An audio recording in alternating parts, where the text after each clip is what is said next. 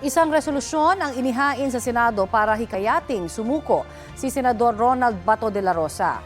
Yan po ang Senate Resolution number 395 na inihain ng Senate Minority Members na sina Senador Kiko Pangilinan, Tito Soto, Ping Lacson, Risa Ontiveros at Bam Aquino. Dapat daw voluntaryong sumuko si De La Rosa sa gitna ng arrest warrant laban sa kanya ng International Criminal Court.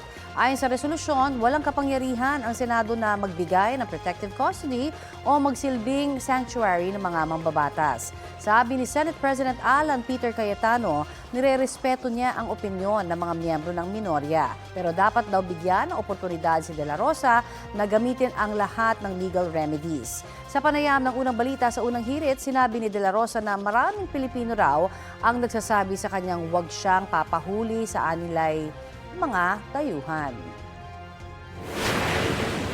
Sa minority senators, out of 24, 5 sila. Di ba? Ito naman mga kuno, pamilis ng victims kuno ng EJK. Ilan sila?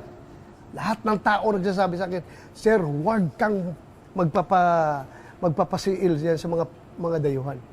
Dahil alam namin ang background nito, politika lang itong lahat.